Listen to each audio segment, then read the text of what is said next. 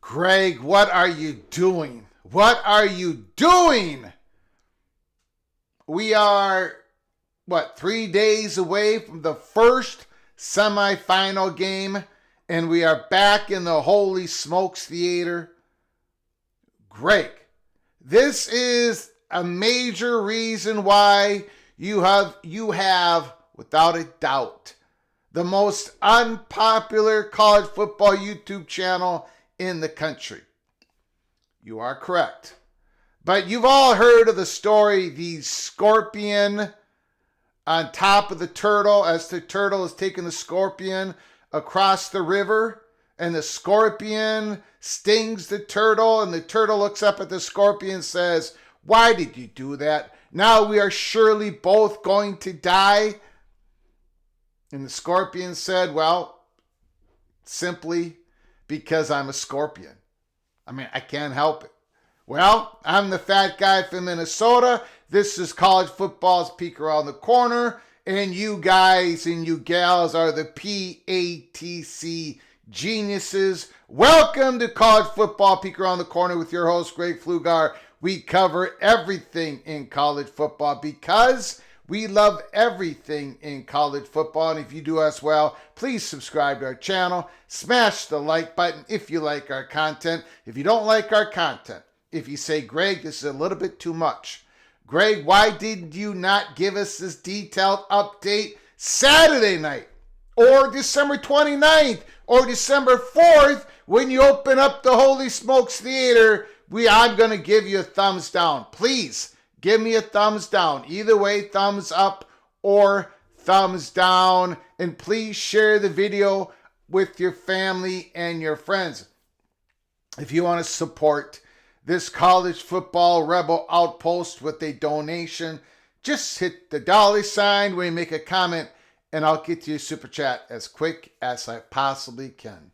Welcome everybody into the studio that sits on the corner of Keith Jackson Memorial Intersection and Kurt Gowdy State Park.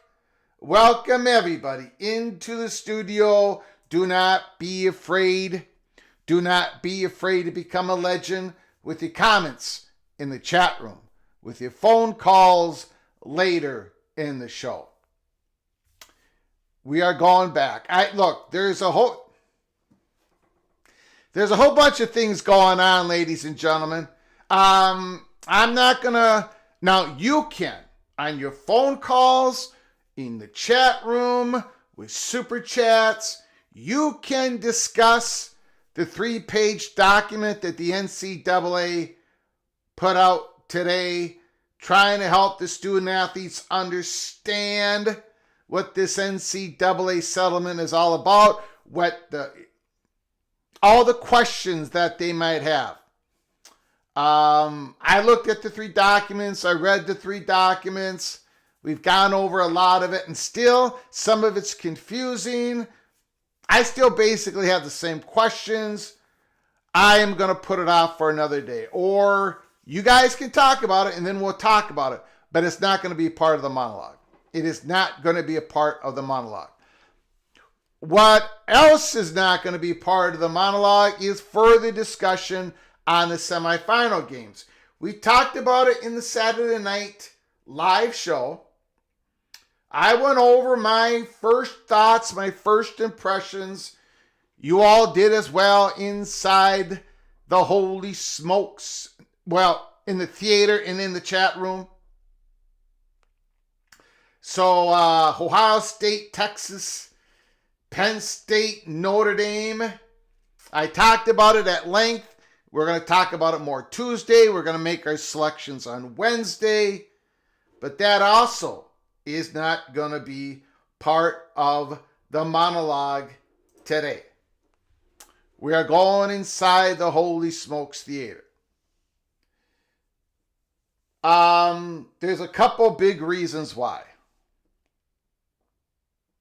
I am the Scorpion, Illini Ted. I am the Scorpion.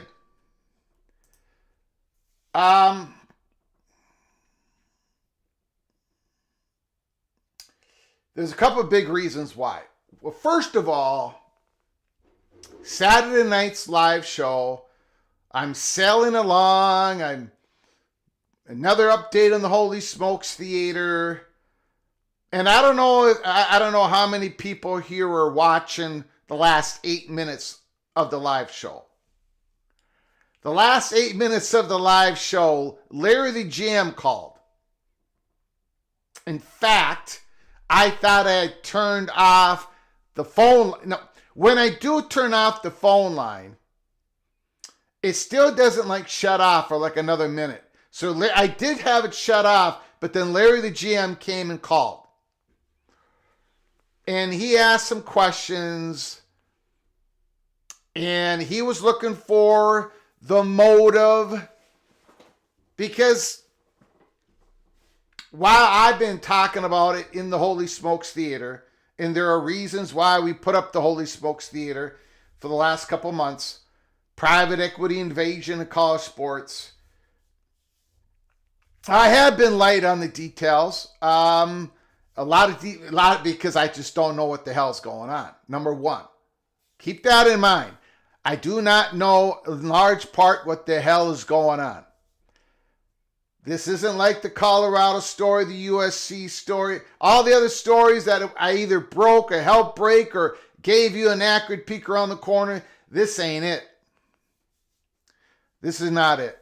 I mean, I've given you an accurate peek that there is going to be a major private equity meeting in the early spring. But other than that, I can't go into any more of what I know, which is only a little bit more, but I can't go into it. So there's been a lot of frustration. I get it. But Larry the Jam pried it out of me. So if you watch the last 8 minutes of that live show, you got a taste of what I'm going to talk about today. Just a taste, and we are really going to push the envelope. There's a couple other reasons. Now, so I apologize, like Rock and Rant asked a very good question during Saturday night's live show, saying, well, what would be the purpose of the Big 12 and the ACC going after private equity money? Because even if they were successful to do so, and even if they were able to close the money gap with the Big 10, and the SEC could follow up and that money gap would reappear or be even larger. And I do apologize for Rock and Rant. I did not know how to answer the question, because there is an answer. There's even more than one answer. But some of this stuff has been embargoed. Well, then Larry the GM pried a little bit out of me right after that question. And I think most people did not, weren't watching. And I don't blame you. I don't blame you. So I'm going to go over it. There's a couple other big reasons why we are going to talk about it. People are now discussing private equity. I can see it out there. It's starting to percolate. Among the message boards, it's starting to seep into the college football YouTube channels.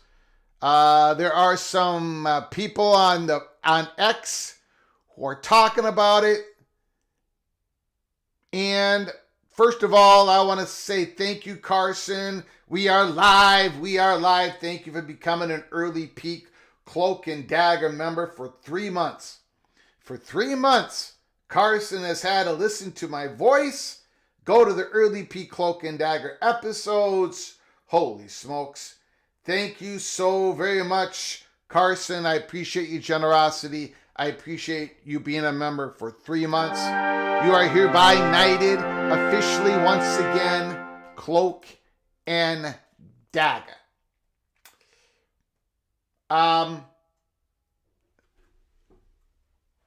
So now look, I am not going to sit here and pretend, and I've been very upfront with everybody. What Peek Around the Corner there is a plethora of potential outcomes to all of this. And I'm not going to sit here and pretend that I know the outcome. No way. Nobody is doing that. So if somebody says, well, we've heard that this is going to happen, they may be absolutely correct. But there are some things that are already being said out there that I have pretty high confidence. Pretty high confidence that is not where the story stands today. And that's another reason why we are going to give a more detailed update on the motivations of schools and conference, why they are having private equity discussions in public and private, in subgroups and large groups, cross-pollination. We are going to hit the motivation. And no, it's not just about the upfront cash. It's more than that. It's a lot more than that. And I am going to give an example, a big example, a huge example today. There is also another reason I'm going to give a more detailed update today. Because there was an article, there's something happened today. Something happened today in public, and there was a great article written in the Athletic, and we're going to go over that right now, in fact, and that is going to set the table on why, when I read that article, I was like, okay, now it's really starting. People are going to understand. People are going to start to understand why Brett Yormark is spending so much time on this. why there are ACC schools that are spending so much time on this, why there are some Big 12 schools that are ready to press the button and they want the Big 12 to take this largest piece as possible. We are going to hit one of the largest motivations why. We're going to give you the details. Before I go into that article, Gorb, thank you so much for your generosity. I appreciate it. Thank you, sir, for helping us keep the lights on. I appreciate it.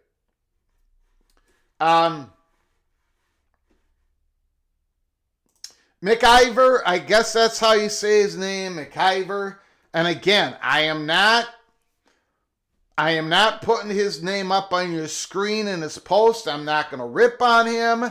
I'm just giving an example of how people are starting to talk about this. And, well, we're going to go through this real quick. Many of you have zero idea what the hell I'm talking about, and I wish I could say more, but I cannot. Let me just say that if you are a donor of any university that plays FBS football, then lobby your school administration to keep private equity from taking over your college sports. Let me just say that if you are a donor for any university that plays FBS football, then lobby your school administration to keep private equity from taking over college sports. McIver says $100 billion of private equity could soon change the entire collegiate sports landscape forever. Conference expansion could all be for naught, as conferences may cease to exist as entities. Now, what I'm about to say,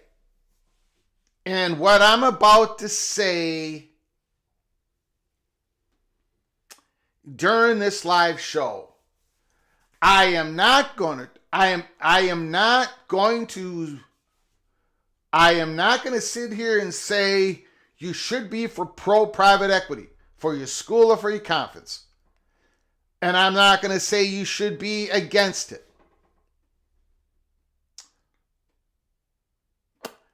And I have stated this over and over again. There are universities, leadership that are for it. Some are against it. Some are really, really, really, really for it. And so the question is why they're really, really, really, really for it. And I'm going to give you the one big motivation. One big motivation. Before I get into that, just going to McIver's statements. Now, let me say that if you are a donor for any university that plays FBS football, then lobby your school administration to keep private equity out. I will tell you, there are donors, money purchase, that are on both sides of this issue. Obviously. If you go in any chat room, any message boards, any alumni base, anywhere, they're going to have people on both sides of this issue.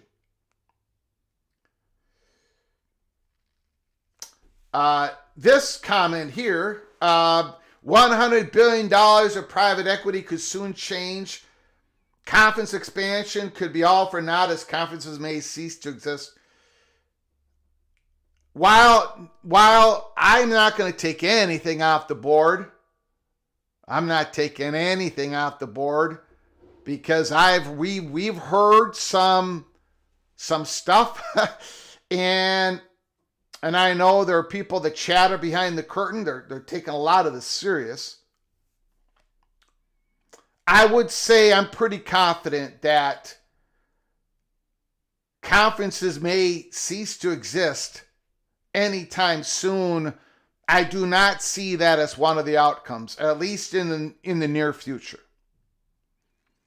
There has been no evidence whatsoever. No one has told me anything I don't think there's anything there, not a zilch, nada, that has the Big Ten and the SEC inquiring about or having motivation to discuss private equity. So those two conferences are not going away. So I think the idea of the super major super league funded by billions of dollars and all conferences are going away, forever is a very long time. So I'm not going to say it can't happen forever and ever and ever, but it ain't happening anytime soon. So I think this second post of McIver is a little bit out there. A little bit out there. But again, we had peek around the corner. I mean, there's a lot of different outcomes to this. I just don't happen to think that's one of them in the near future. Now, before we go on to the article, that is a beautifully written article. And it came at the exact right time to set the table on one of the largest motivations for ACC Big 12, Yormark and individual institutions, the motivations to have all these private equity discussions. Before we get into that article, let me say this.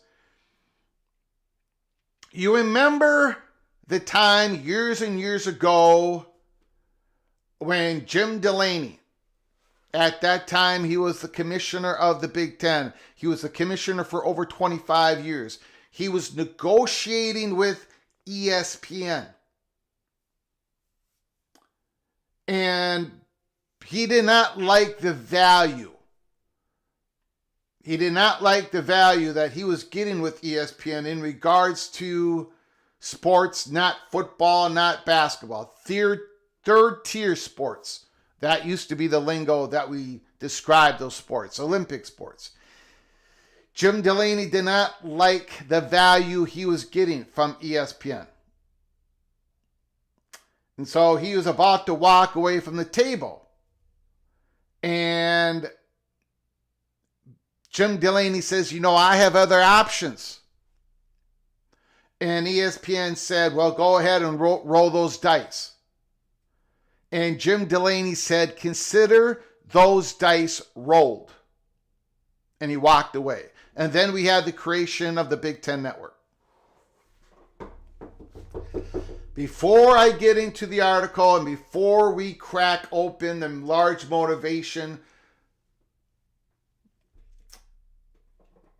certain institutions, Brett Yormark, want to be able to say in a few years from now, they want to be able to go to the exclusive negotiation window that is going to come about with their current media partners, at least for Brett Yormark, it's current media partners. For the ACC, it's current media partner. And they want to be able to say in those negotiations, consider those dice rolled, or have the option of saying that. So keep that in mind as we go through this all.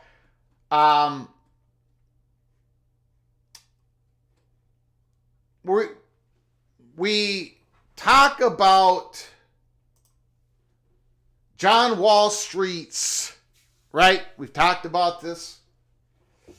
This is the public, let me put this picture up here. This is the public private equity college sports meeting that's going to happen. This has been out there. I did an episode 51 a week ago on it. It's happening January 20th. The venue is Atlanta, GA. There's speakers included. Right? Redbird Capital, Smash Capital, Big 12 Commissioner, AAC Commissioner, Gloria Navarez, Mountain West Commissioner, Graham Neff, Clemson Athletic Director, Wake Forest Athletic Director, Seton Hall Athletic Director. And we talked about how this is a meeting, there's speakers, It's going to be closed door discussions, but you can get a ticket to get in. This meeting is a lot different than the meeting that's going to happen in the early spring. Okay, it's just a complete different type of meeting. There's going to be more of these, I believe. And there's already, subgroup discussions and Zoom calls. This is pretty out in the open here. And I talked about it, why this is happening, why this type of meeting is happening. And if you want to go watch, there was a live show Saturday night, large egg versus small egg. You can go watch that. So this is college sports, the next frontier of institutional capital. If you want to go, it's a ticket is going to cost you $1,994.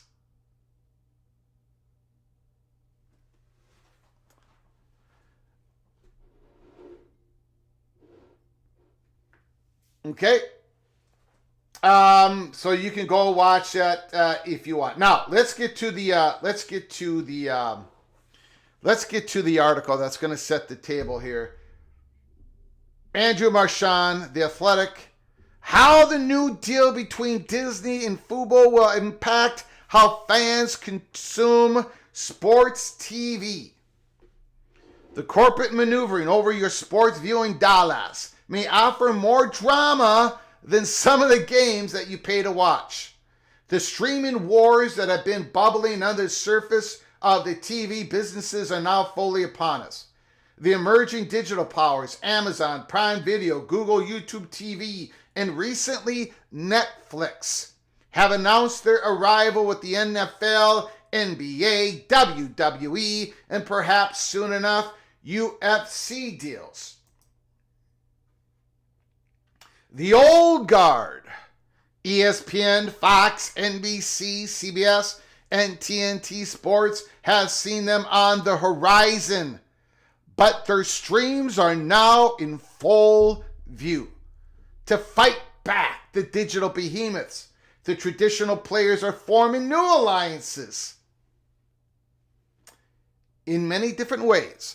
That is why Disney's latest salvo to maintain ESPN as the internal sports empire has it combining its Hulu Plus live TV business with Fubo, a direct result of the emerging threat.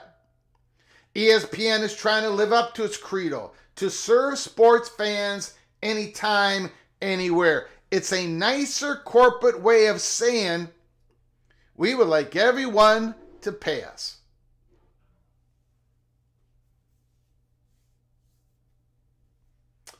ESPN's chairman, Jimmy Pitaro, and his right-hand executive, Burke Magnus, first created a sports right moat by outlaying nearly $8 billion over the past 7 years for the NFL, NBA, college football, MLB, and among other properties. Now it wants to conquer distribution, which ESPN once dominated but now is being overrun by Netflix, Amazon, Google, and the like.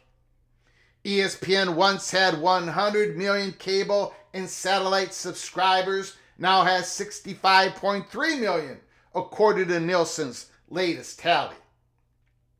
The combined Fubo and Hulu and live TV has 6.2 million subscribers and represents a legit competitor to YouTube TV's platform that approaches 10 million subscribers.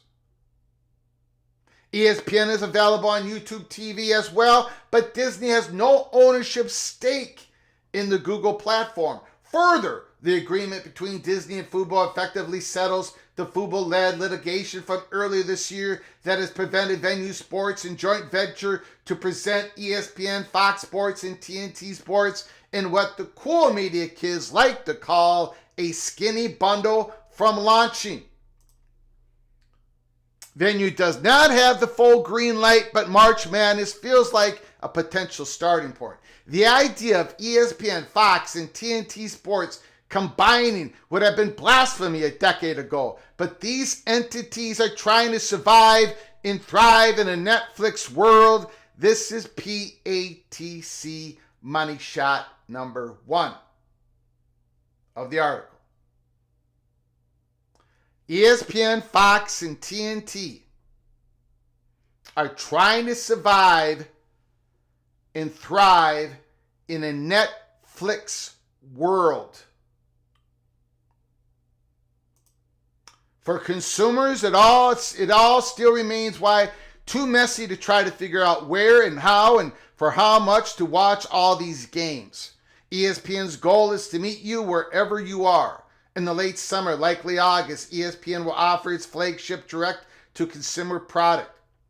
The Athletic has previously reported it's right now aiming at $25-30 per month range. ESPN flagship will give consumers access to all the network's programming without any other subscriptions.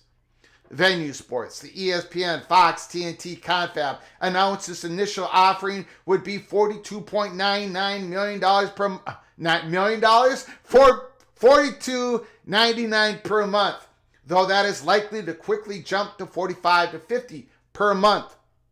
Like YouTube TV, Fubo, and Hulu and Live TV will be in the 70 to 80 range with more channels besides sports. Each customer pays about $10 for ESPN channels in these bundles. Do you see ESPN's plan? ESPN wants to be available to entice consumers at different price points. You'll be able to access in the $10 range as part of the 70 to 80-ish YouTube TV, Hulu, and Live TV universe, or $25 to $30 per month as an ESPN standalone, or potentially with Venue at $45 to $50 per month. ESPN already enters the battle with maybe the greatest set of rights in sports TV history, as this includes the Super Bowls, NBA Finals, college football championships, Stanley Cups, and more. There's not much more to bid on in the near term except for UFC.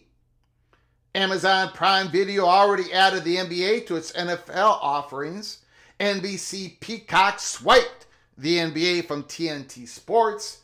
And now here comes Netflix. It is lurking,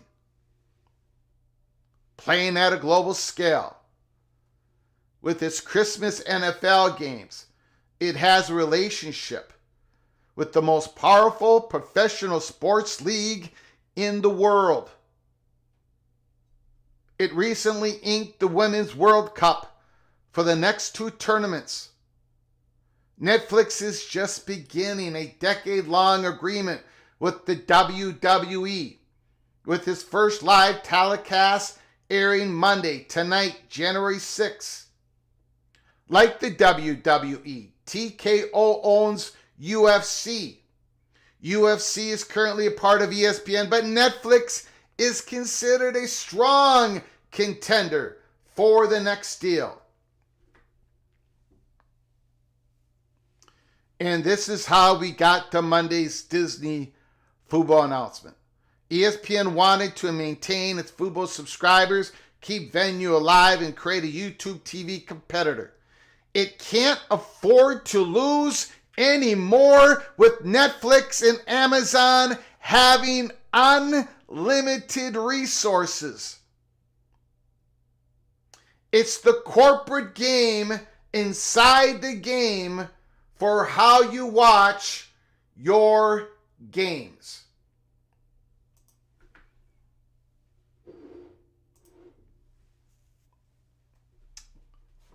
And this puts us in the Holy Smokes Theater. This is the one of the large motivations. Large motivations. I know, I get it. Everybody talks about the money, the upfront cash that private equity will supposedly give you. But it is their contacts, it's their relationships, it's their relationships with sponsors, it's their relationships with the behemoths the large streaming Amazon and Google and Netflix. I've often sprinkled the word sponsorship. Like, we talk about media deals, but we don't talk enough about sponsorship money. This is what Brett Yormark is going for the Big 12. That spot, he can go. It's why he's having these meetings with Verizon and all these other companies. You know, if you go ahead and Google it up, Google, and you look at what WWE is making with Netflix, it's a whole lot of money. But go ahead and Google it today. Go ahead and Google WWE new sponsorships money because of the partnership with Netflix.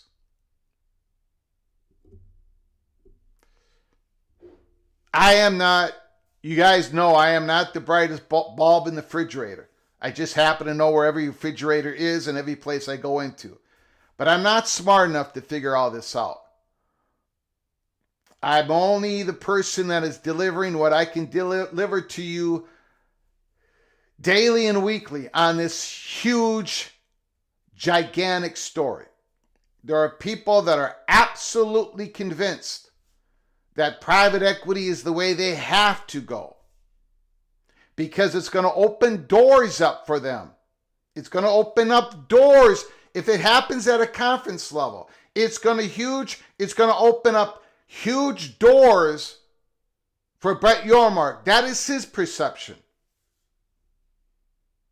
It's going to give them, you know what? I'm going to go ahead. I'm not going to give the name. I'm not going to give the name of this person. Somebody in the PATC family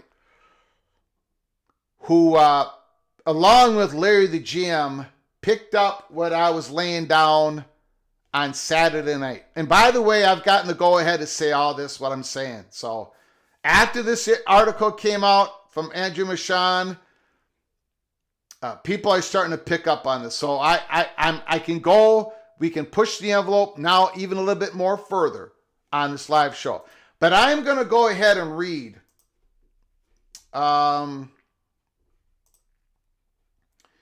what this person said. I'm not going to give the name of the person.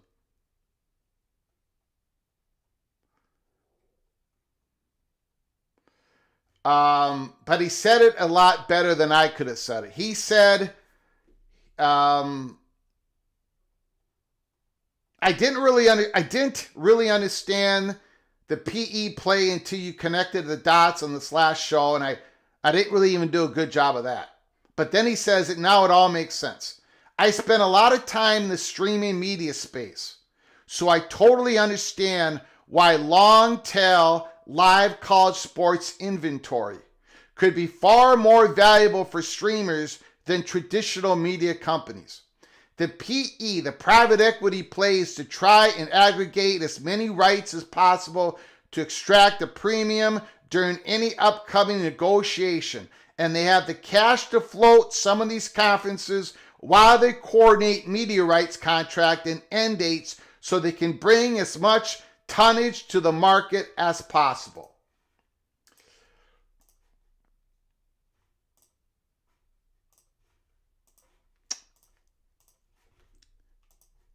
So, Heartbreak 25 just want to tip the prayer bucket for Penn State to beat the South Benders. We are Penn State. Thank you so much for the super chat, Heartbreak 25. Thank you so much for your generosity.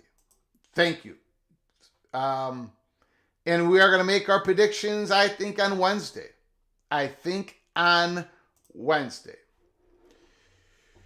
So, there are people okay. So now let's get into some particular schools.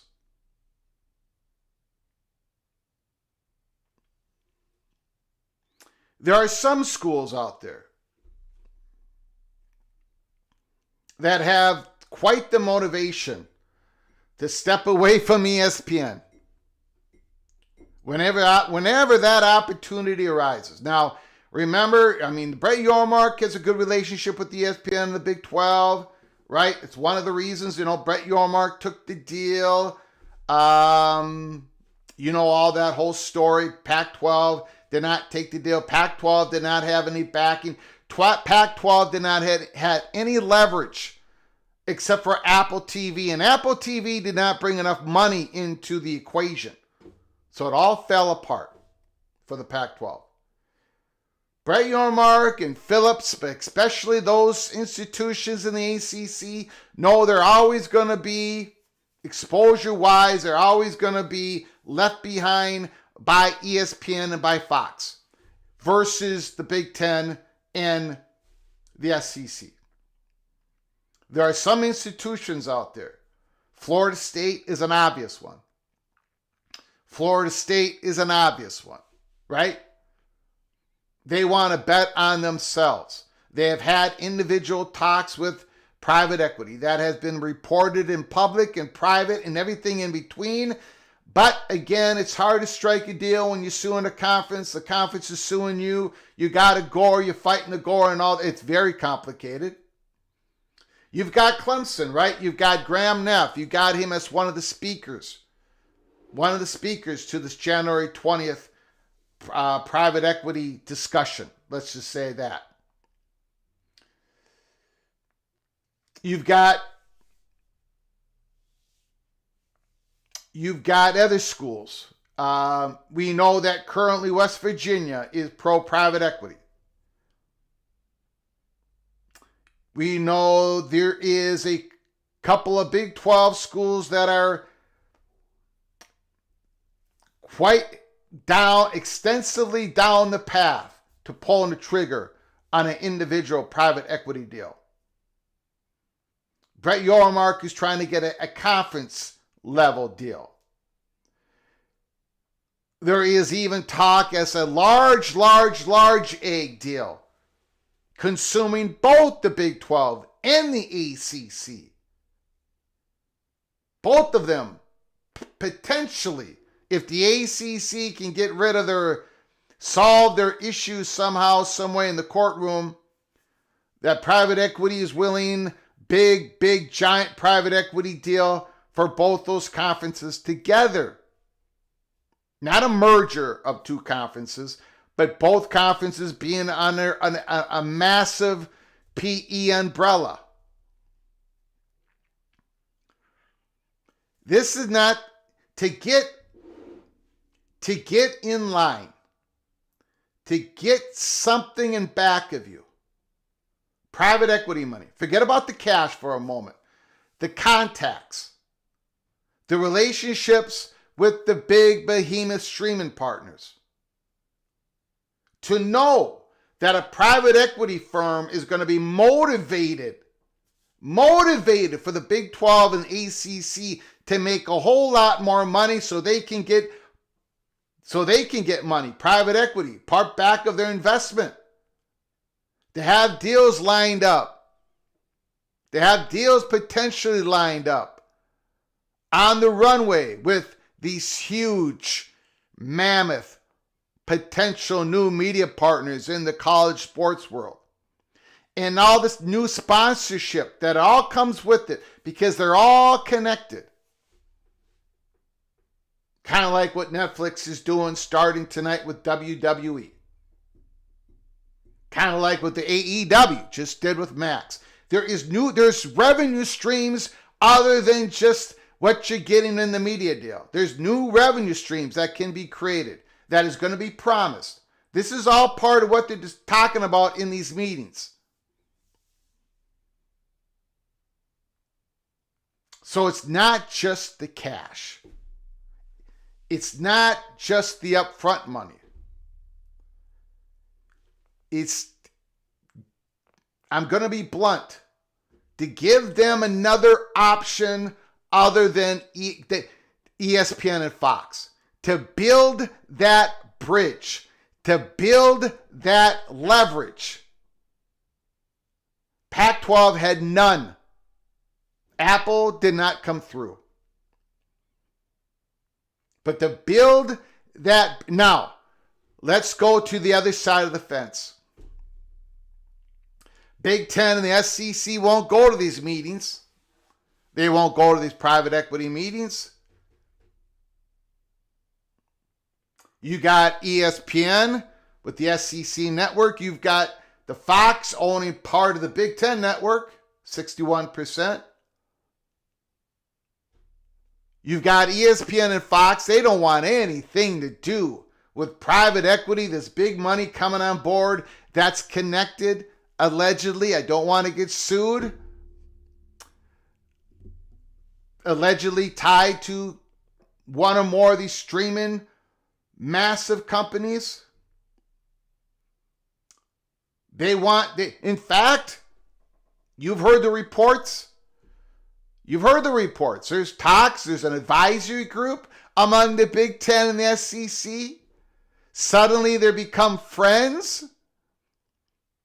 You've got ESPN and Fox and TNT suddenly becoming together as one when it comes to an app that you can easily find their content. You've got you got the Big Ten and the SEC having discussions on this possible scheduling agreement to squeeze out more value for both conferences, and in return, they're going to try to get more money out of Fox and ESPN, and then Fox and ESPN, if they do that, they in turn sign the Big Ten and the SEC for a longer deal. You know, lock them up. They'll lock them up.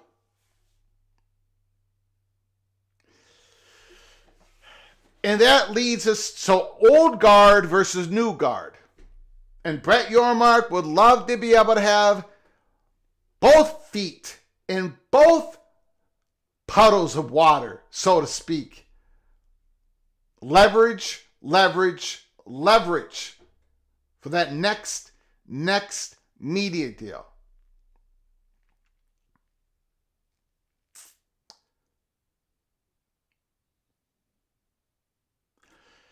And then you've got ESPN and the ACC. We know that February 1st, 2025, on Minnesota math, I'm no good. I can't add it up. How many days is it away from February 1st? Where is our countdown clock?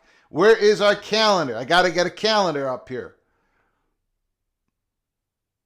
Now, and I've said this for months and months and months, there is no evidence that ESPN is going to walk away from the ACC. There's no evidence that Clemson and Florida State and North Carolina and others perceive that ESPN is going to walk away from the ACC. In fact, ESPN is probably trying to change the deal a little bit, just try to squeeze out more, give them maybe a little bit more money in return, blah, whatever. And I don't want to go into the gore. People say the gore is automatically going to be gone, and I'll let the courts decide all that. But I'm telling you right now, the problem that ESPN has right now, besides Netflix and Google and Amazon and these private equity companies knocking on the door and these meetings that are going on January 20th, the meeting that we know is going to happen in the early spring, the problem that ESPN has with the ACC, besides all of that, is North Carolina. You got Florida State suing ACC. You got Clemson suing the ACC. But you got North Carolina. I mean, if I actually came here and said everything that we are hearing about all the options, you guys would think I'm crazy.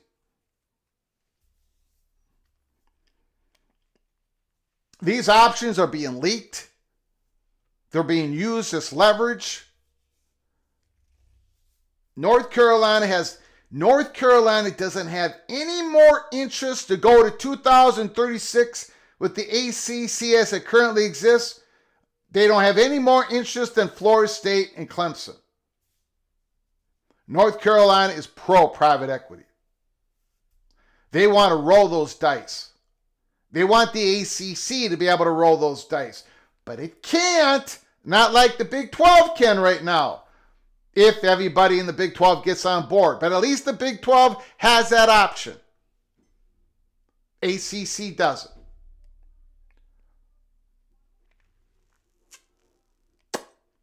There is other stuff going on.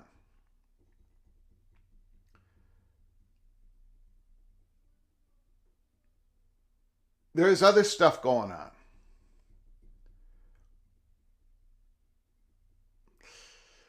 So,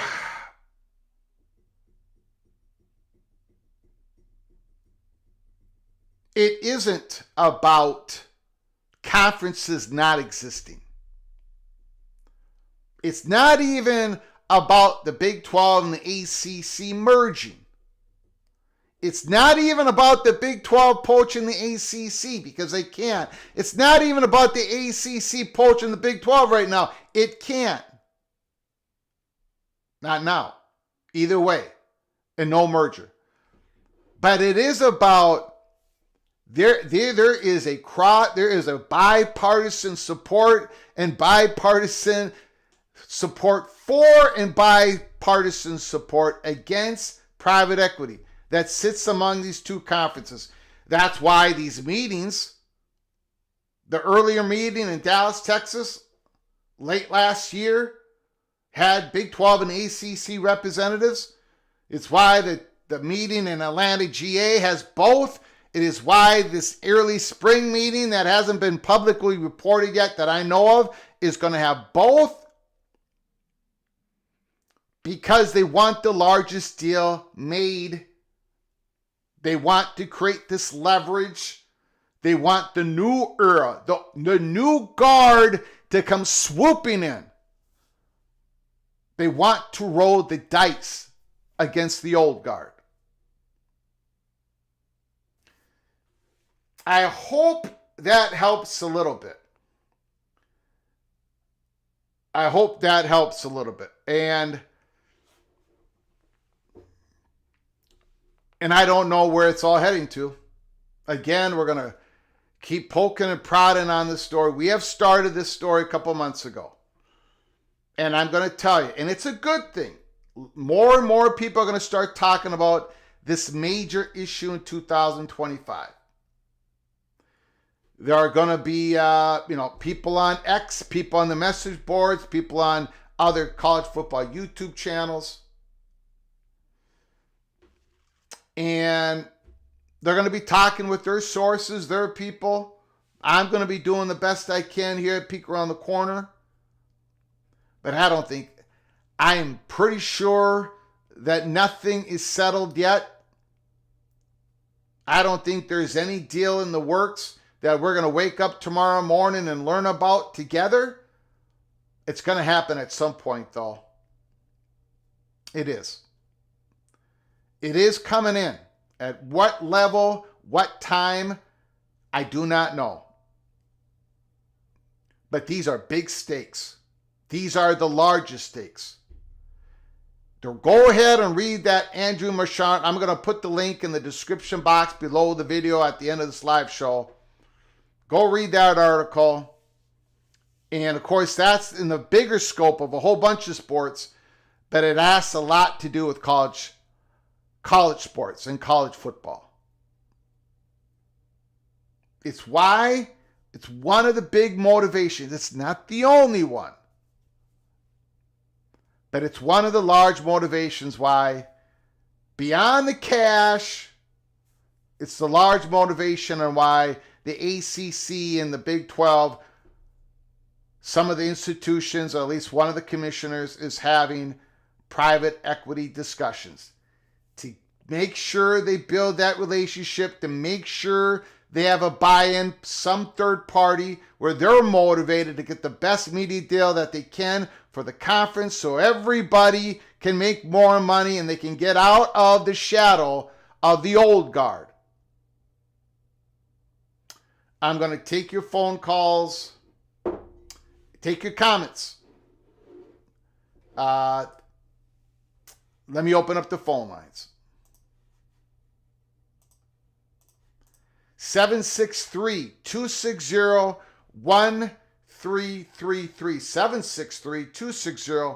763-260-1333. I do hope that this gives a better understanding of why we're spending this time in the Holy Smokes Theater.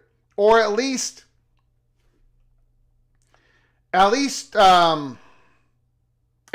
give people an idea why Brett Yormark is investing so much time in this and why there are ACC schools that are pro-private equity. Because there is. I mean, they see it working. I'm not pushing anything on anybody. If you are against any private equity in college sports, you probably got great reasons for it. But I'm just telling you what we are being told at Peek Around the Corner. The chatter behind the curtain believes is coming in without a doubt.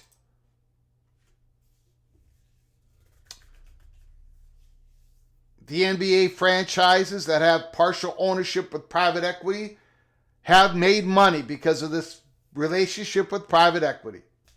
That's why the NFL now has up to 10% of ownership can be owned by private equity. And the college football, the college athletic world is heading towards it.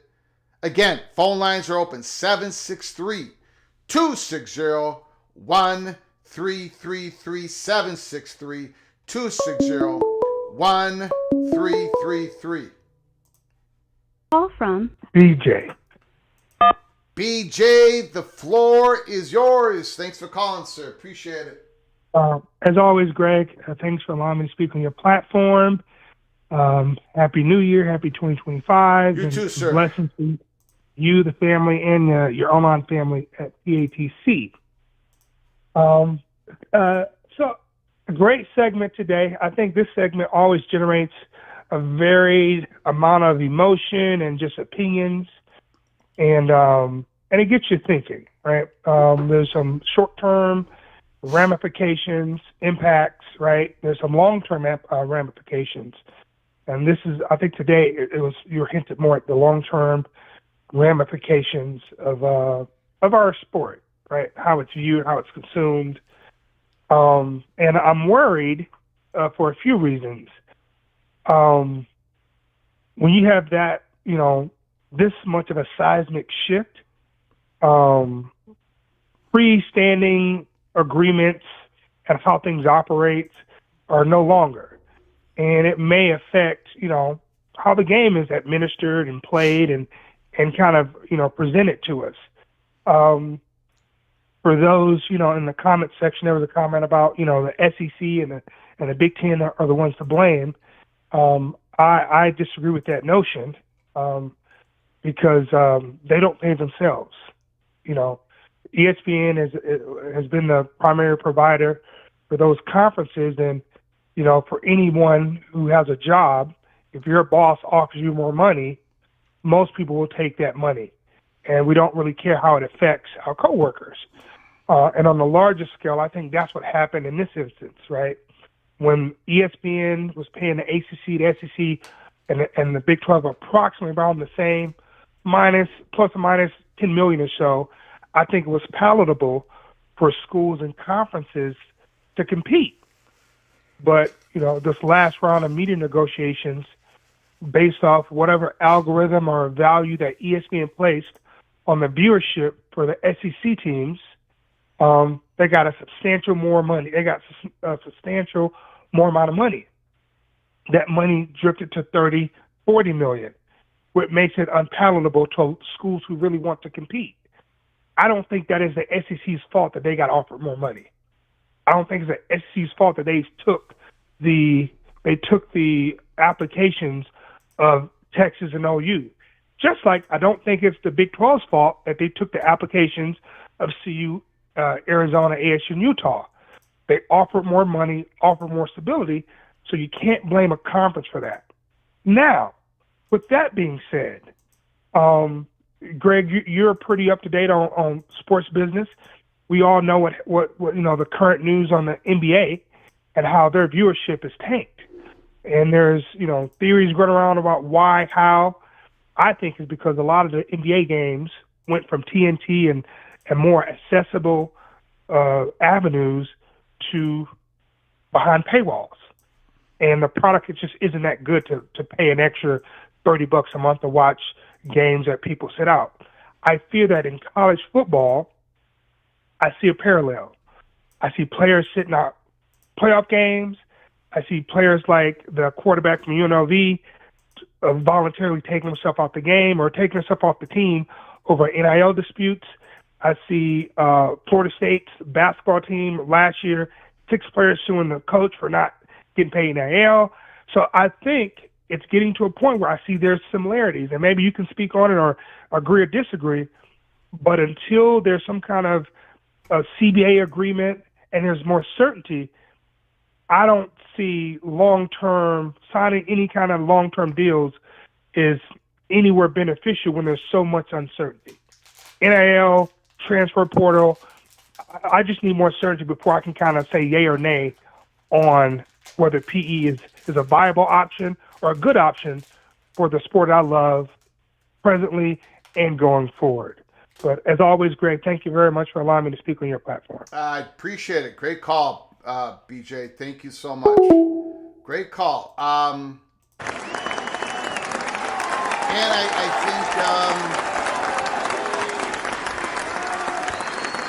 And I think those private equity firms would like more certainty, and I think they're waiting, and I think Brett Yormark is waiting, and I think some institutions are waiting, making sure that the NCAA versus House settlement, it gets all finalized and other stuff going on. The NBA, their viewership is down. But boy, I think maybe it has something to do with maybe more of the content behind a paywall. Although,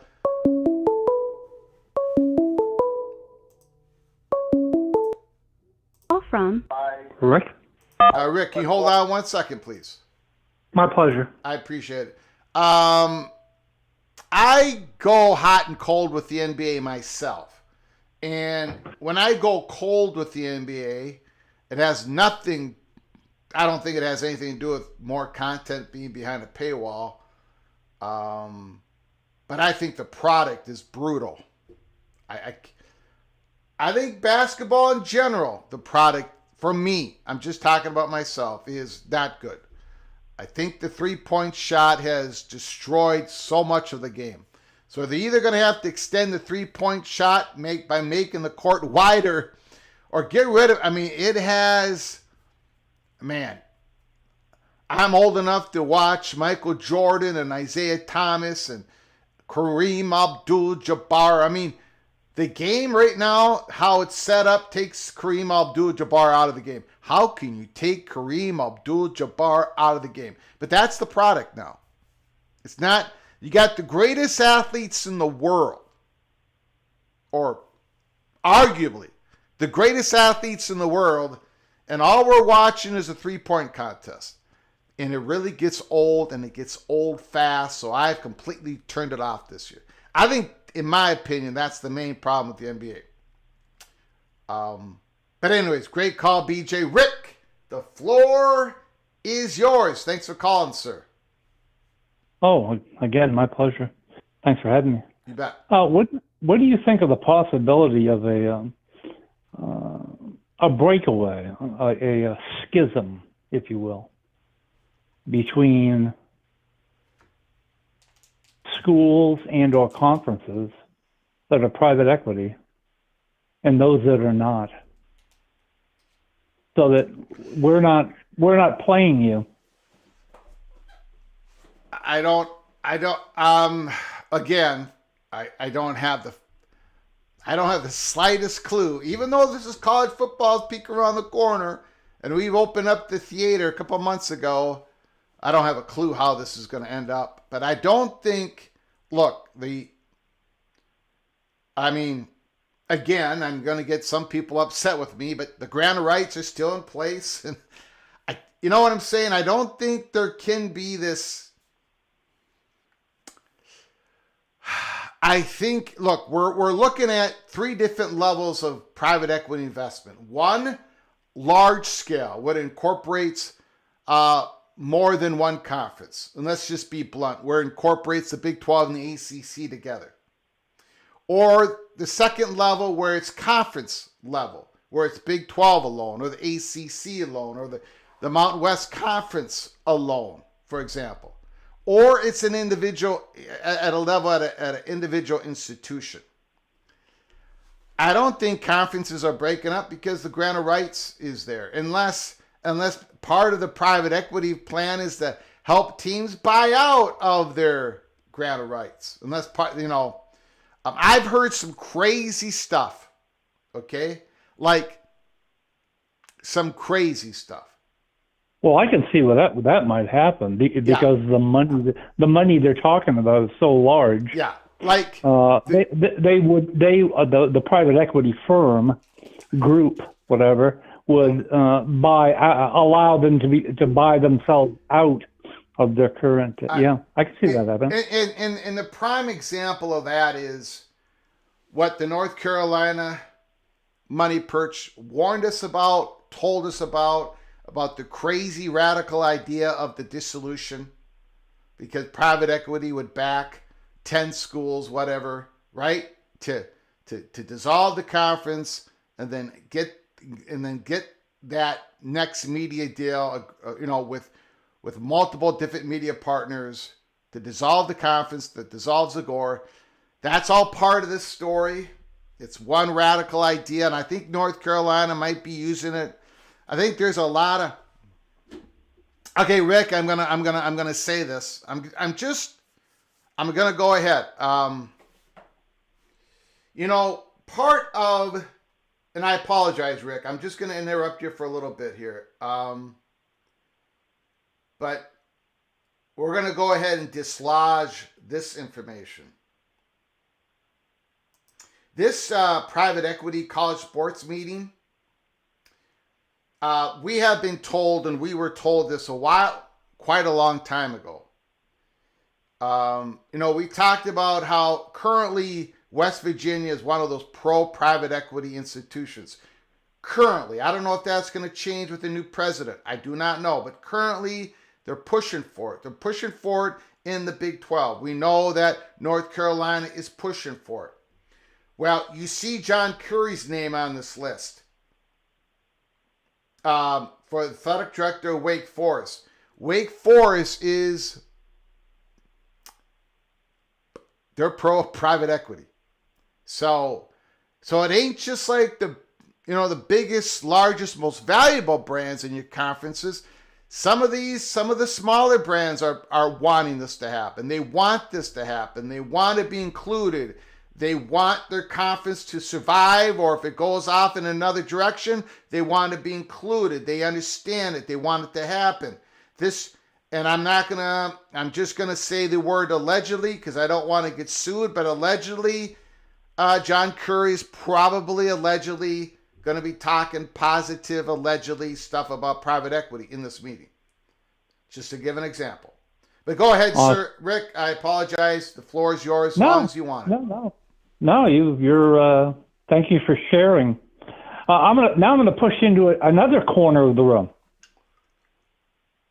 with something you brought up on the last show, and with regard to the Big Ten being adamant about 4 EQs come discussions on the next playoff.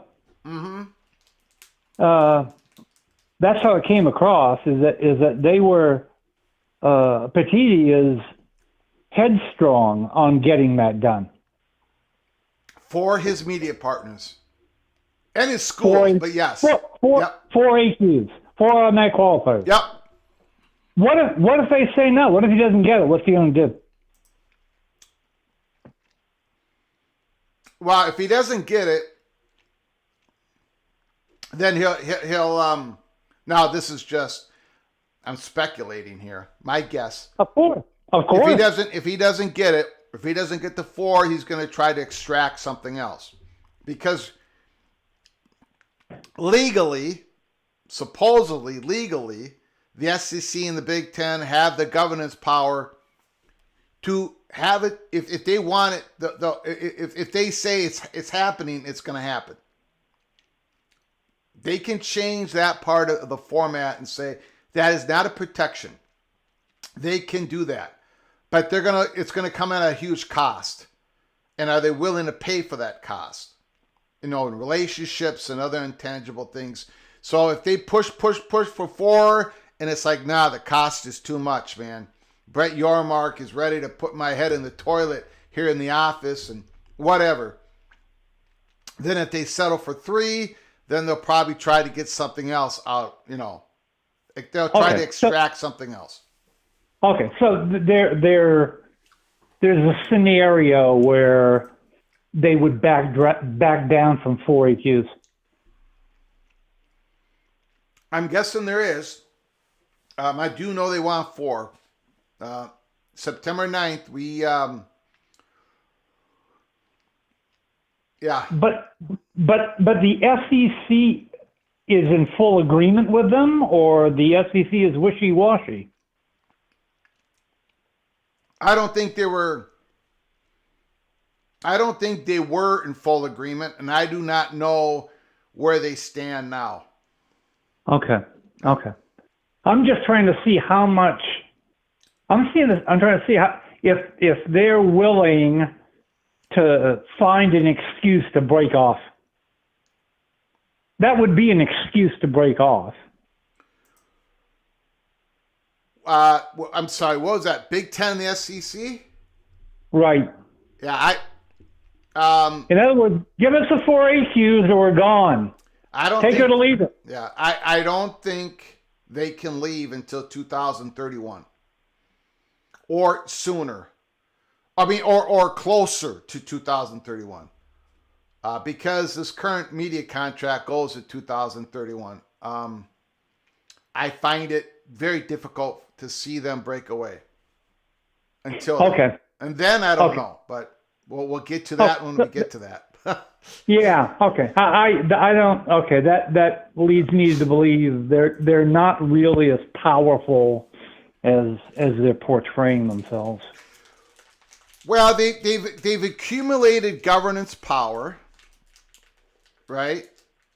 And I think they're going to use that power. You don't accumulate that power and let it all sit. That's just the nature of things. So I think they're going to use some of it. I think they've already used some of it, right? The distribution model favors them. So I think we're going to see automatic qualifiers, and I think it's going to favor. Right, but I would respond that things have changed. Yeah. Ask Brett Yormark. It's not the same negotiating table that it was a year ago. Yeah. Not with private equity. Yeah. I mean, they threatened to break away as part of the leverage play to get what they extracted currently. I don't know if they go to that well again with all this other stuff signed up. I find it difficult to believe, but you know what? I'm not gonna. There's very few results of all this that I would completely eliminate as a possibility. So, and I can see why. Yeah. Hey, great show. Thanks again. Yeah, I appreciate it. Thank you, sir. Beautiful. Beautiful.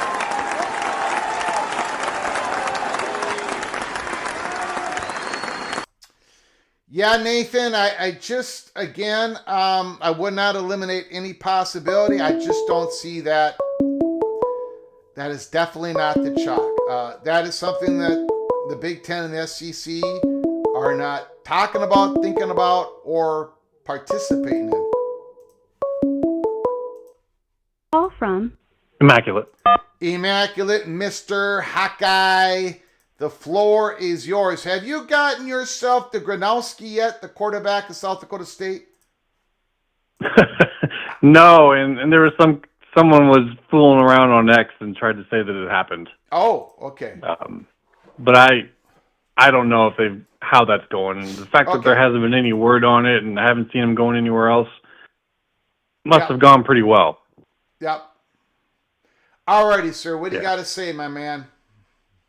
I just thought I'd call in and talk to you about negotiating tactics and this whole situation and possibly bring about.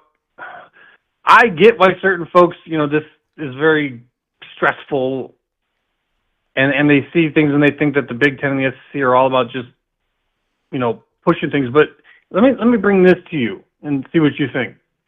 When I hear threats from the Big Ten and the SEC about leaving, it makes me think, okay, what is it that the others are talking about doing then that the Big Ten and the SEC don't want to do? Now, let's just say the Big 12 and the ACC were to go all in with private equity. And this is something that the Big Ten and the SEC don't want to do. I would argue that could go so well that they'd actually wouldn't want to compete against that. That's like a college team competing against a pro team. When you look at what the professionals do with private equity, with the money they raise, the things that they do, the shows they put on, it's just they might not even want to compete against it and say, hey, look, we get it. It's not equal grounds right now, but if you go that route, we don't want to go that route, and that would force us to break away. What do you think about that? Because I know everyone always thinks that it's all about just pushing and bullying the others. But what if it has anything to do with actually saying, do what you got to do, but we're not actually going to compete against you if you guys do that? What do you think? I mean, anything's possible. I can't see a world in which,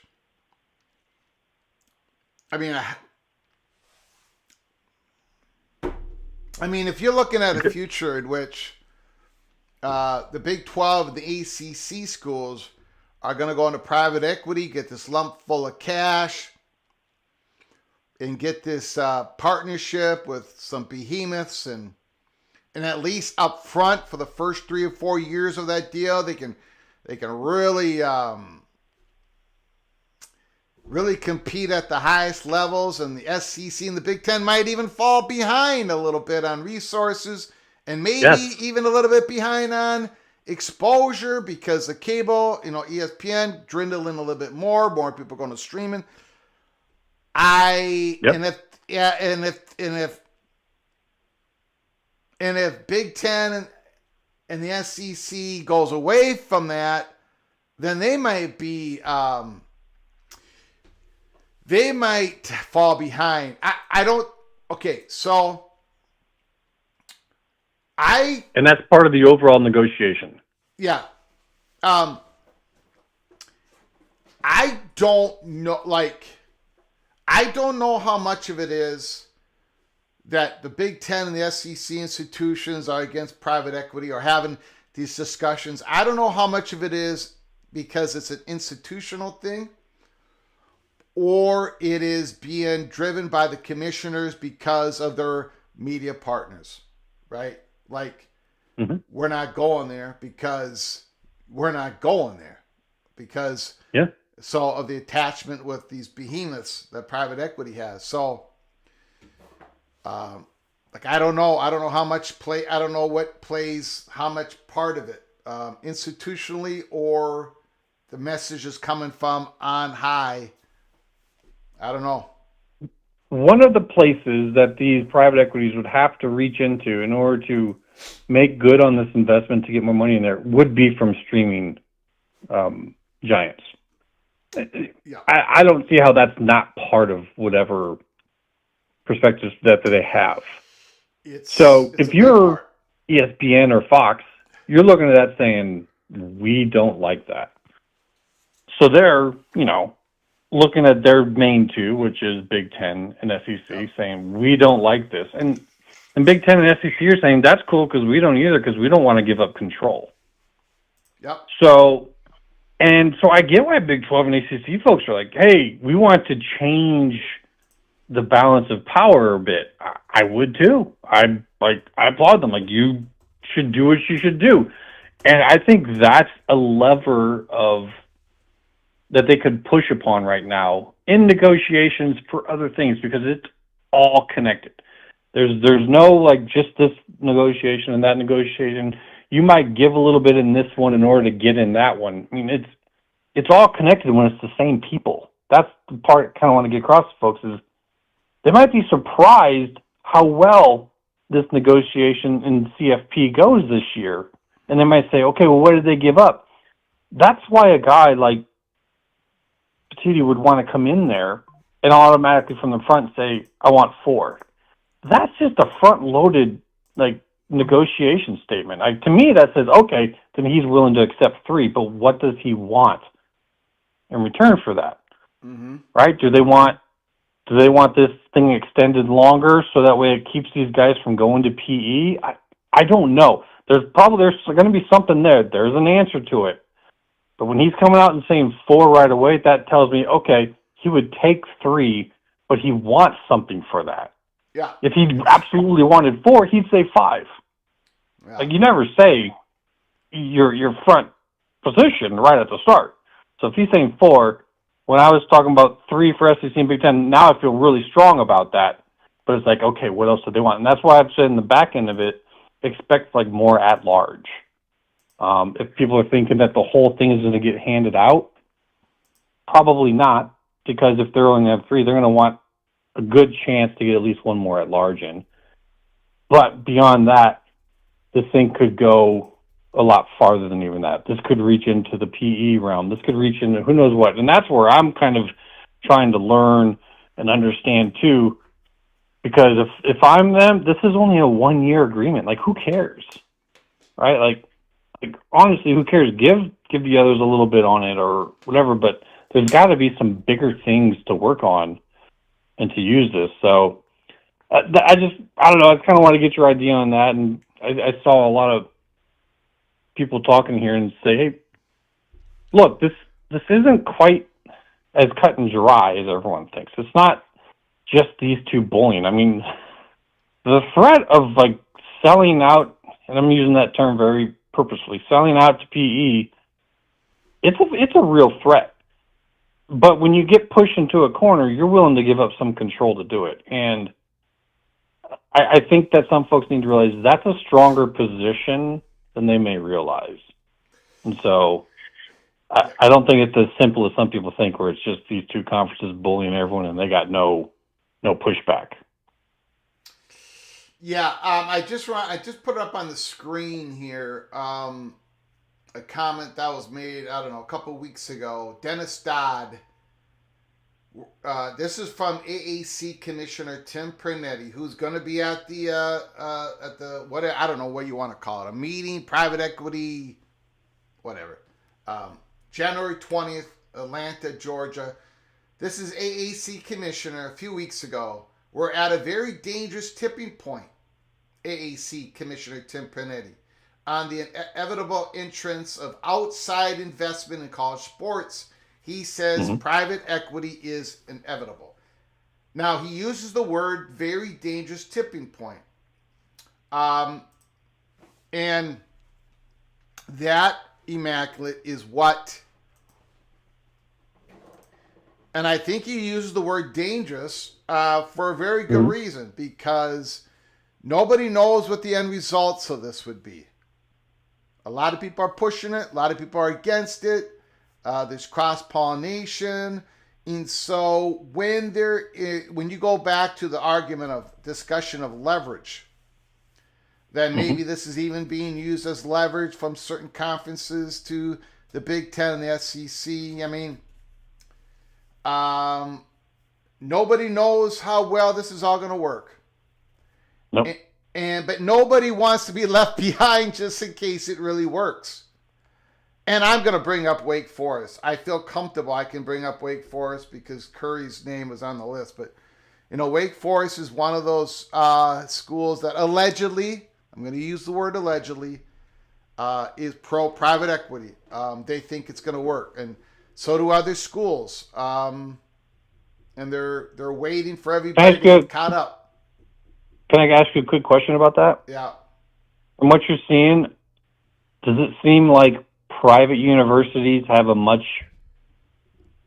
easier route to that? Like there's less constraints on them, that they feel like they can go all in with this because there's no governmental oversight of what they're selling. So that's why when you look at these, I think like private across the board is looking at that. But when you're saying UNC is also going in, it's kind of like, okay, that confuses me a little bit. Well, it doesn't mean that they can easily do it. It just means that the leadership is for it. Yeah. But yeah, you're probably correct on your earlier assumption on the if the people in leadership are in favor of it, it probably would be easier for a private institution to pull the trigger on it. Yep. All right, man. That's pretty much that. I just wanted to touch into it because I know I see like a certain mentality out there, and I get it, but it's not that simple, and they might be surprised. Like there's the threat of doing PE is a pretty big one. So I'll leave it at that, man. Love the show, and look forward to more from you. You got it. Yeah, and if you are, thank you, Immaculate, great call. If you're new to our channel, please subscribe. Make sure you are notified when we go live, because we go live at any time during the day or night. Sometimes we come on twice in a day covering breaking news. I will say this. I doubt that we're going to have a show in the Holy Smokes tomorrow. We weren't going to have one today. But this article from Andrew Marchand came out, and I talked to a certain person, and I got to go ahead and say what I had to say today. So we pushed the envelope. Again, further detail update on the motivations of institutions and conferences and why they would be pro private equity, or at least they would be pro having discussions with private equity groups. And they have been having them, and they've been having them for quite a while. Subgroups, large groups, institutional groups. We said on Saturday night, for those who weren't watching our Saturday night live show, I brought up one example that doesn't burn anybody. One example in where a father of an NFL quarterback. From James. James, can you hold on for 1 second? Yes. I do appreciate it. I just gave one example of a father of an NFL quarterback, has an investment group, and they've knocked on some doors of athletic departments saying that we would like to invest in your athletic department. And it's not even the athletic departments in which his son was the quarterback of in college. Just one example. Many stories out there. Pretty much all of them are embargoed. There is a lot of and I shouldn't say every, but a lot of these discussions, there are NDAs all around these discussions. Reporters can't really touch these things yet, and I'm being careful, but I'm trying to give you the best peek around the corner that we can give you. Go ahead, James. The floor is yours. There's one thing that I was thinking that the Big Ten and SEC should worry about is if they get the private equity, now these ACC, Big 12, we'll just say them, have more money to buy the better players. Yeah. And with the better players, they had the better product, which would get them more eyeballs than what ESPN can get. And with ESPN and Fox, when private equity comes in, they now have enough money to start buying out TV contracts. Yeah. No, the avalanche starts, right? The snowball goes down the hill and it gets bigger and bigger and bigger. Momentum, inertia, absolutely. All that.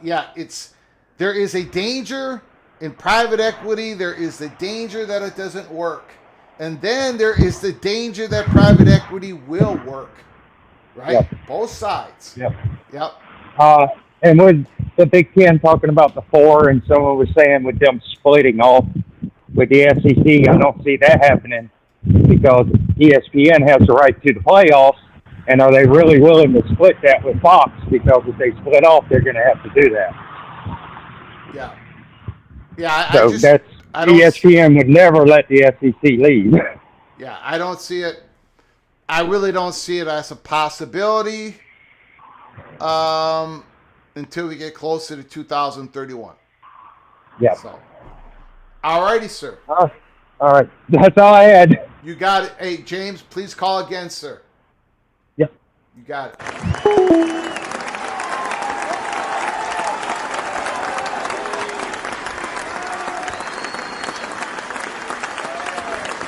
Mireya Hernandez Garcia Flugar.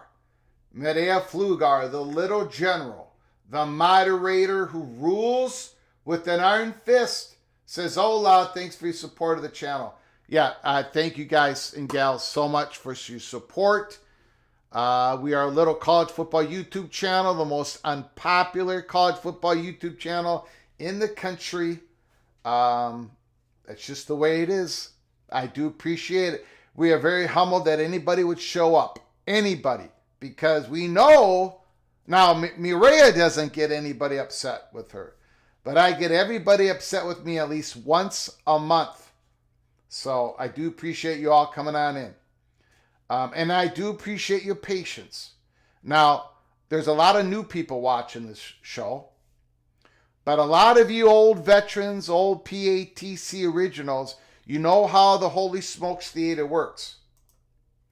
You saw it work with the Big 12. Colorado center the stage for months, and then it happened. There was a hot bubble of action in which I could not describe the details.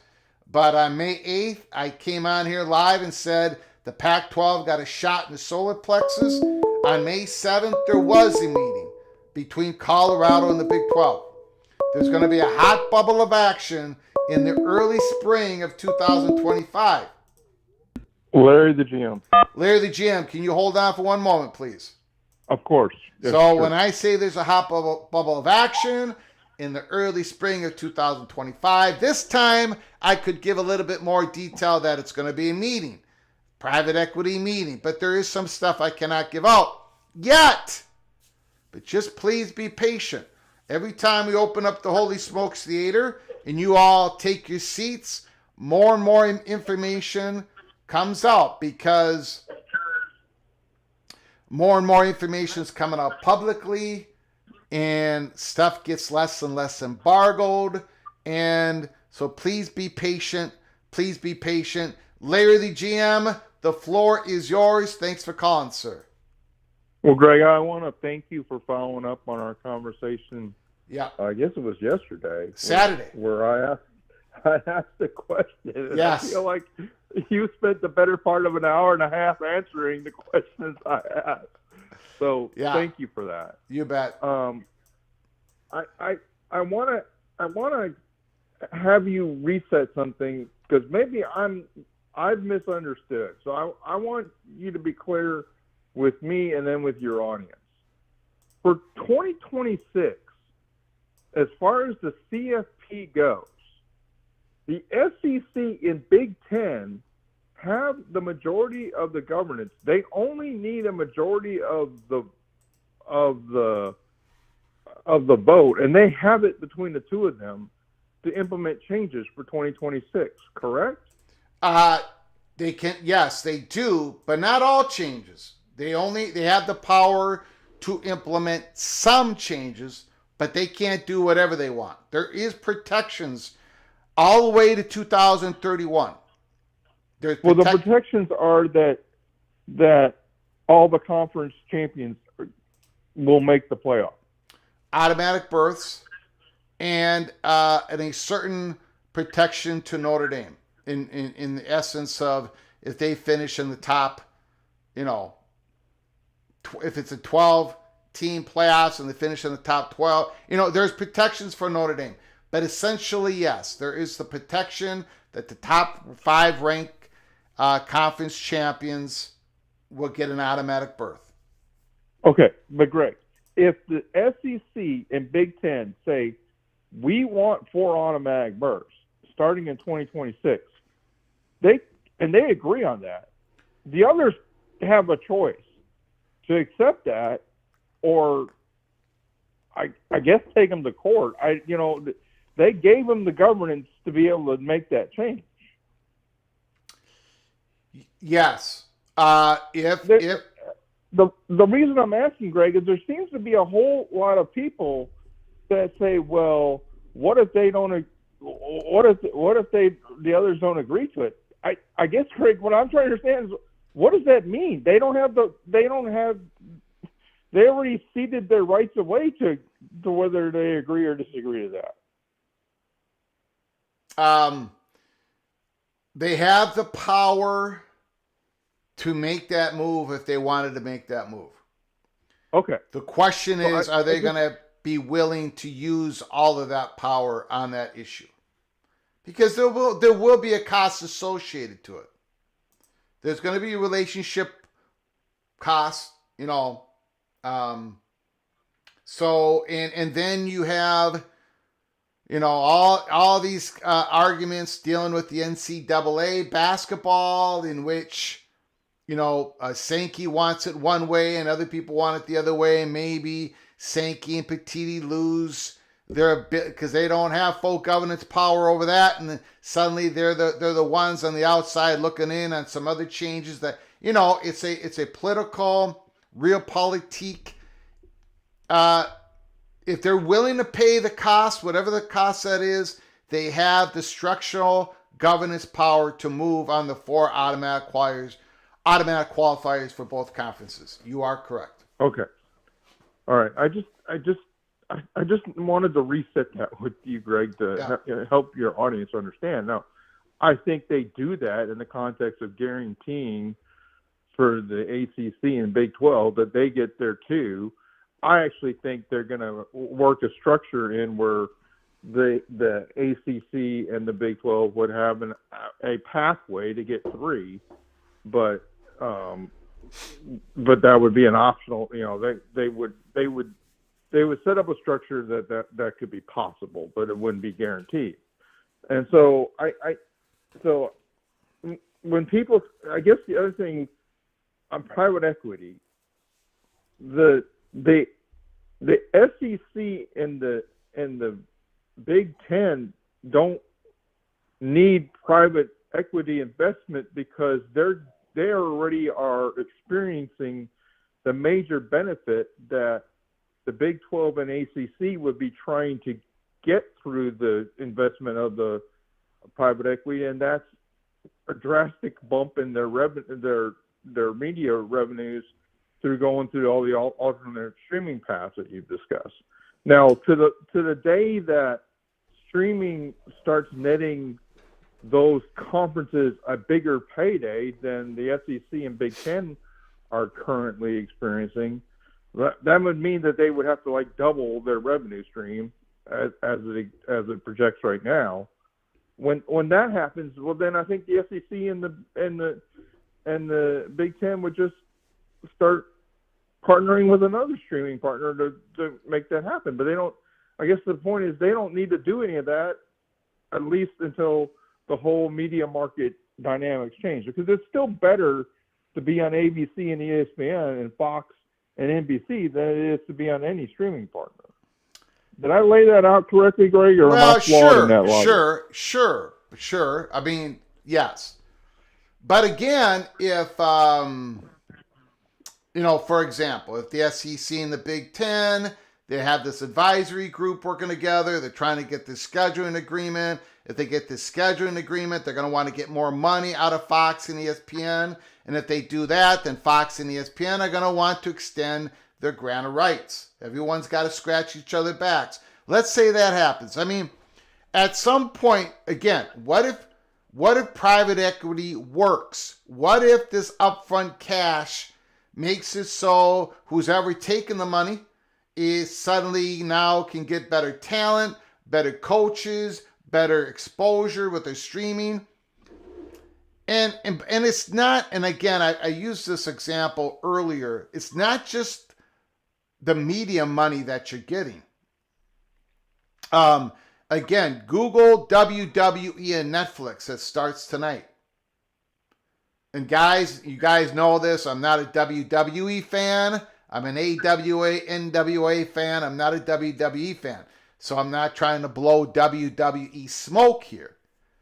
But WWE, they're not only getting the money off the Netflix deal, they've got a new revenue streams of a whole bunch of more sponsorships just because of the relationship with Netflix. And they're going to make even more money than they did with their previous smart partner. Those stories have gone ballistic, viral today. So there's different ways, there's different ways that these platforms can make money. I'll give you another example. And I said this on Saturday night. And I'll say, and you know what? And I should have said this earlier. But there is, you get a streaming, I'm getting an echo here. You got me turned off, Larry GM? No, I'll mute on my end so I don't echo to you. Yeah, I got a little bit of an echo here.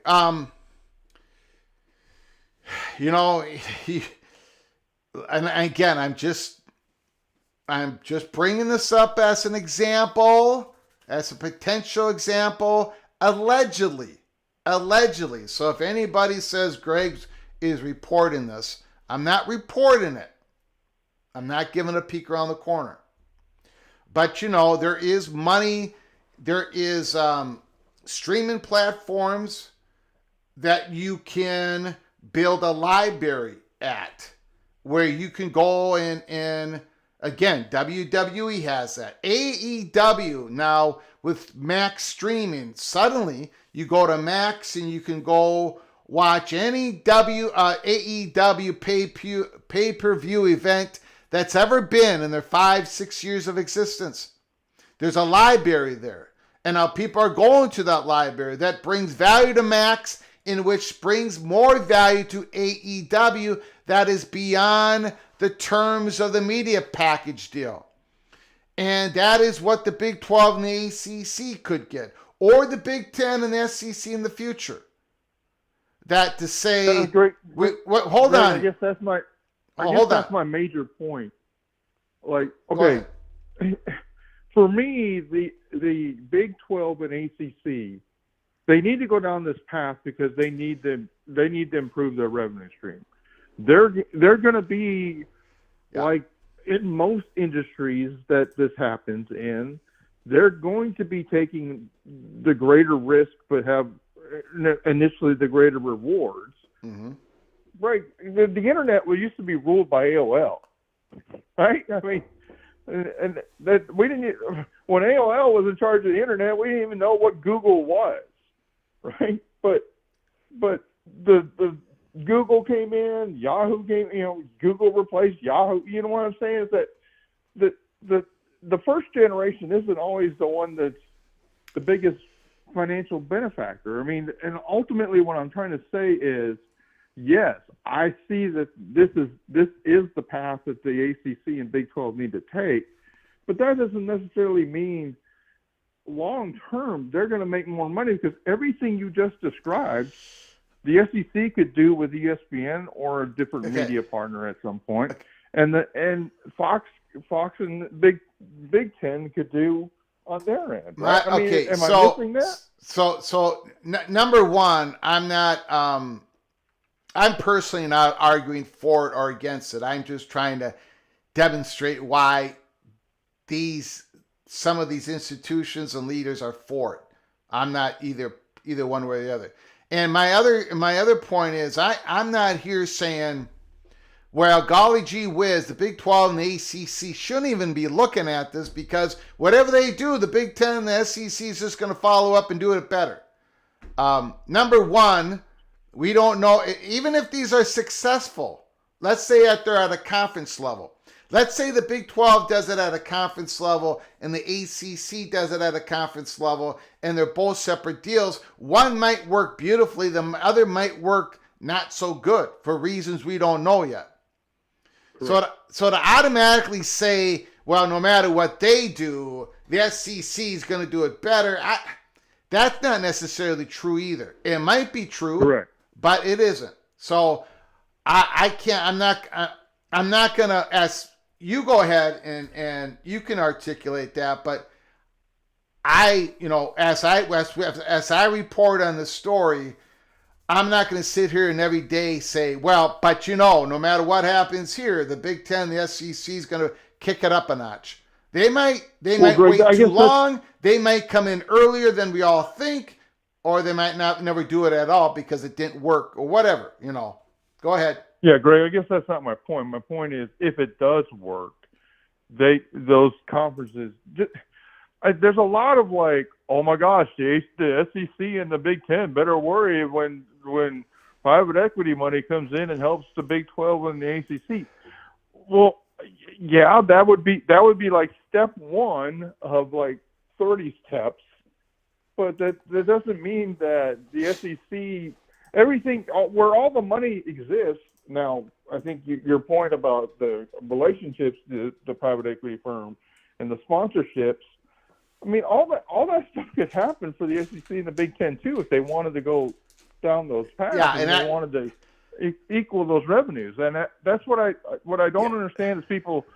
I mean, I get it. People in the guys, I used to be in the Big 12, right? I get it. I get why fans of the Big 12 would be celebrating this opportunity, because I think it's got to be the right path for them to go. But that doesn't necessarily mean you're gonna overtake the college football world. I don't see anybody.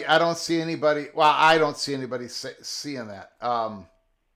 And again, remember, private equity wants the Big Ten and the SEC involved. They want them involved because.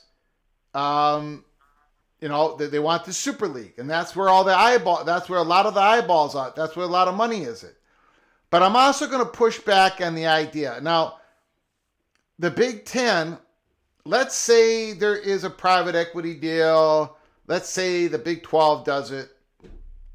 And the perception is, wow, this is working out pretty good. I don't think it's going to be easy for the Big Ten to snap their fingers. They're owned.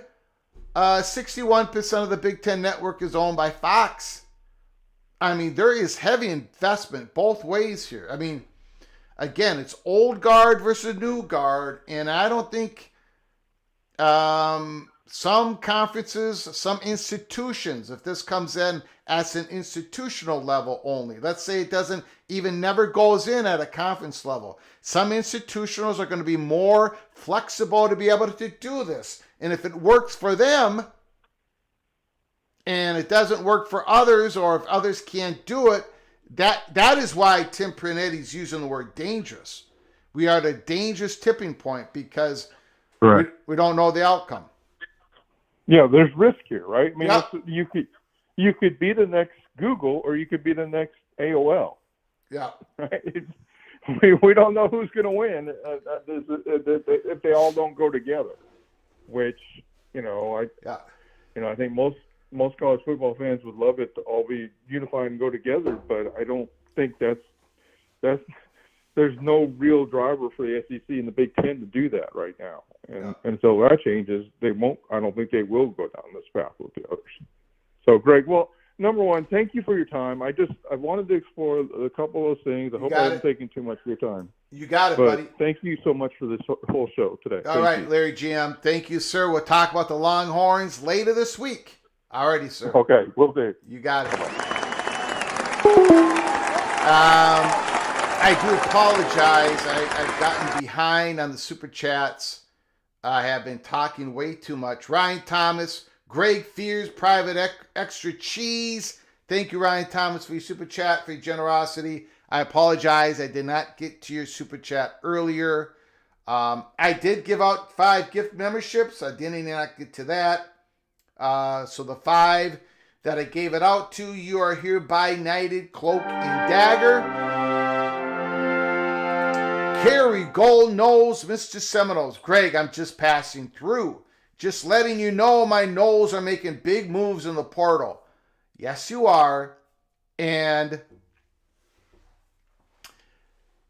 I think it's fair to say that the Seminoles wide receiver room next year is going to be a lot better than it was this year. I think there's a big improvement in that. I have other questions about the Seminoles going into 2025, but we will get to that. We got all spring and summer and in early fall or August to fight over that. Thank you, Kerry Golden Nose. Thank you for your super chat, Mr. Seminole. Ryan Willie, Penn State 31, Notre Dame 27, the Buckeyes 42, the Longhorns 28. All right. Ryan Willie, the evil badger, I'm going to make note of it. I am going to make note of it. Ryan Willie, super chat. Thank you so much for your generosity once again. The phone lines are open, 763-260-1333. We got the FCS National Championship tonight. So I will not be doing a watch party on that. I will not be doing a watch party. TCU will win 9 games, won 9 games. They did, 9-4.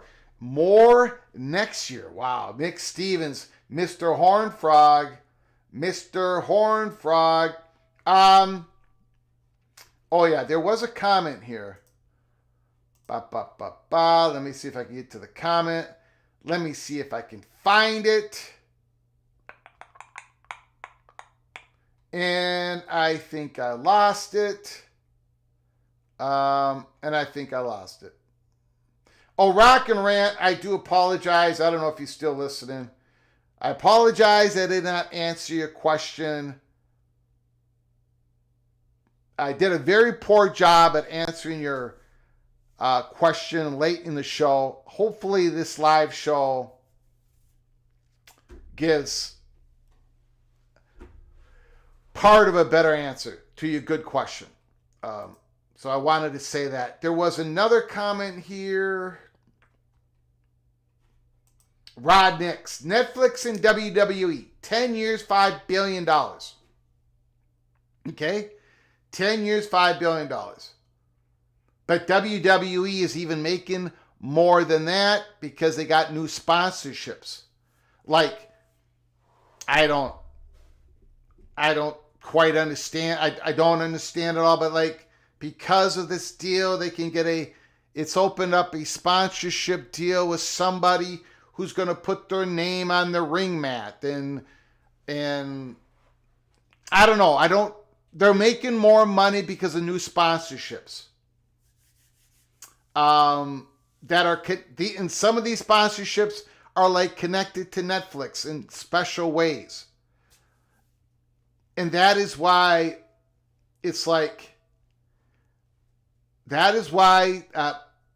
certain institutions and the commissioner of the Big 12 and certain institutions in the ACC are looking for a possible different type of relationships in the years ahead.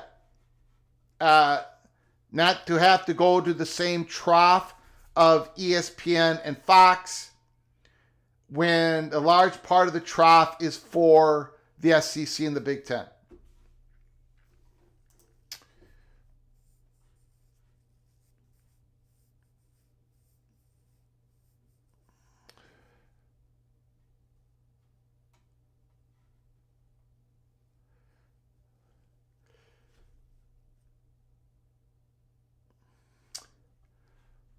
All right, phone lines are open, 763-260-1333. 1-333-763-260.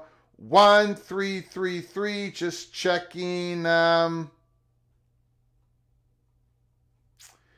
any other reports out there. I'm not really getting anything. Again, I want to thank everybody for joining us today on Monday, January 6th. We went through the article of Andrew Marchand, the new deal between Disney and Fubo, the private equity meeting, John Wall Street, Atlanta, GA. So if you've got yourself $1,994 in your pocket, burning a hole in your pocket, $1,994, go buy a ticket.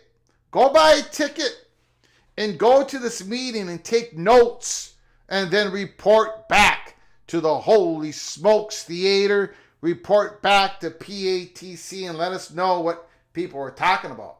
Let us know.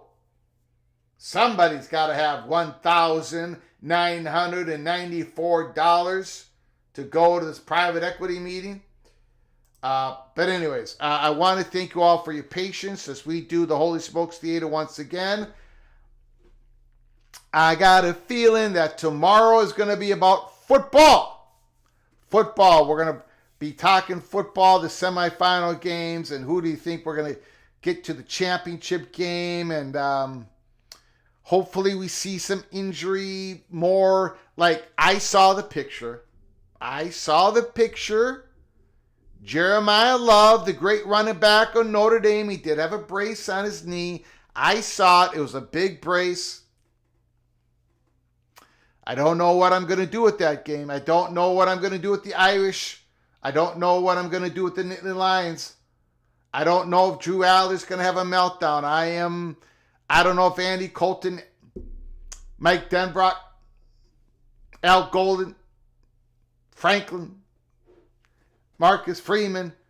I know what I'm going to do with the Buckeyes and the Longhorns. But the Nittany Lions and the Fighting Irish, I have no clue.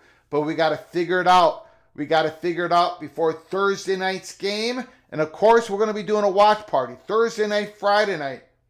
So you got to subscribe to our channel, open up those notifications, and join us Thursday and Friday night as we're going to be watching the game together, as you put down your comments and thoughts in real time in the chat room. It's a lot of fun. We have the old scoreboard, the chalkboard, sitting right here keeping score. Yes, I will. 10-2. 10-2. The record against the spread during the playoffs and the bowl games. 10-2 against the spread. Greg, the goal. Lock.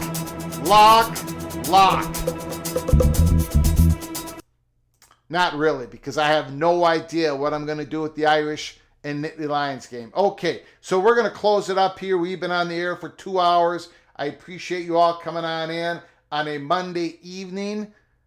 FCS Championship about to kick off. I appreciate all you guys, the donations to support us, to help us keep the lights on and make it so the little general lets me spend time almost every day in this studio yapping with you guys. Ryan Willie, Kerry Gold Nose, Ryan Thomas, Heartbreak 25, Gorb, and Carson. Thank you so much for your donations. Thank you so much for your financial support. I really thank you so very much. Bo Weevil, John Dry, AMAC, everybody else that's come on in. I do appreciate it. Until next time, from all of us at PATC, to all of you, please, you all take great care of each other. Thank you so very much.